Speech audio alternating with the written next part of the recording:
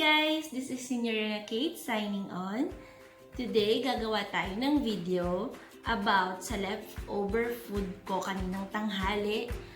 And since nagugutom na ako and I don't want to cook very long na for dinner, so I'm gonna cook some pasta!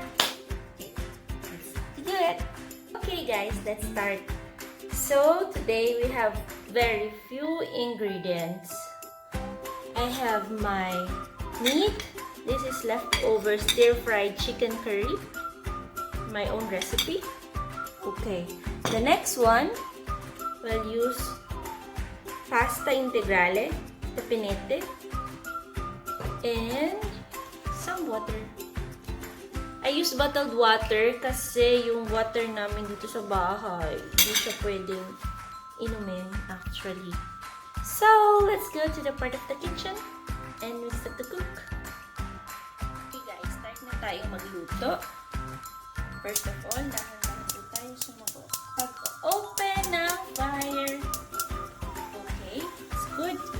The fire is on.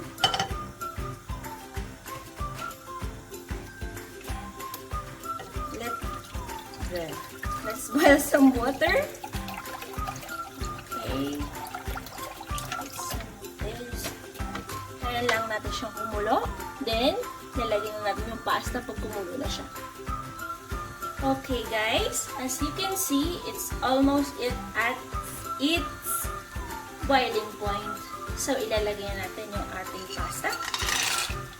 Nga pala, kaya siya konti lang because it's for me, it's only 70 grams. Because it's dinner, konti lang dapat yung kinakain po natin for healthy living. Okay.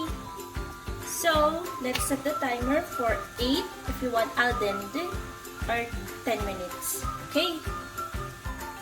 Okay guys, my pasta is ready. So, strain muna natin siya. Okay, I already strained my pasta. Ngayon naman, isusutay natin saglit yung ating leftover chicken. This one actually is my homemade olive chili oil. Okay. Susutay ko lang sa saglit para mainit siya.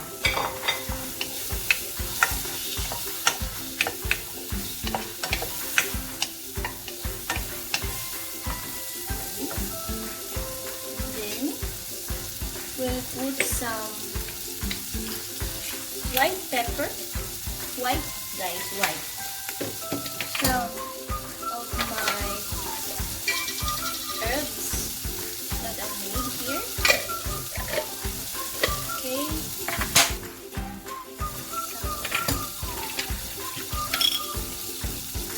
Some black pepper. Ngayon, nilagyan natin yung ating pasta.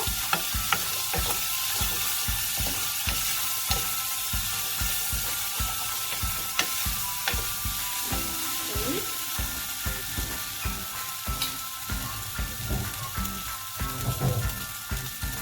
Let's add some olive oil.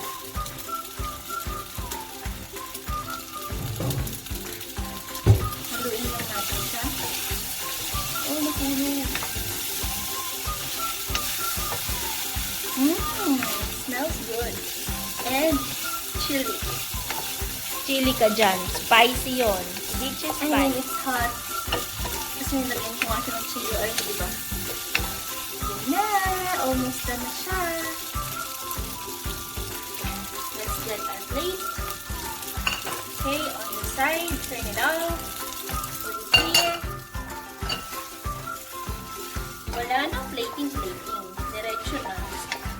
Sa pagkakainan. Kaya nga po. Diba? Then look at this guys.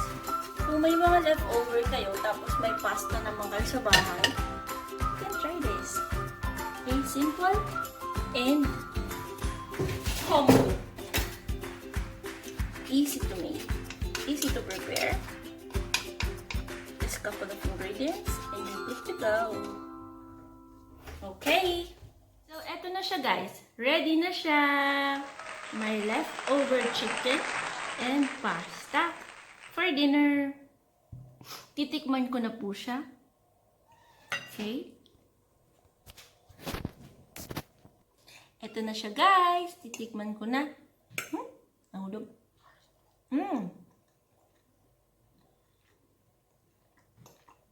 Malasa siya, guys.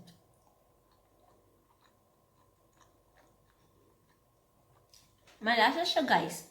Sa totoo lang. A little bit oily because I add too much olive oil, but it tastes good, I think.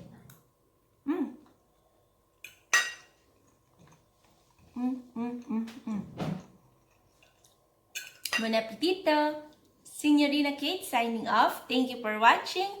Sana po may naitulong ako sa inyo the simple recipe of my leftover chicken curry. Okay? Ciao, ciao! Mwah!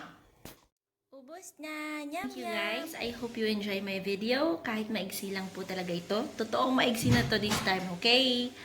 Nabusog po ako. And guys, don't forget to subscribe to my channel, Signorina Kate, #HomeCookCat. And see you till the next upcoming videos. Bye po! Mwah! Thank you!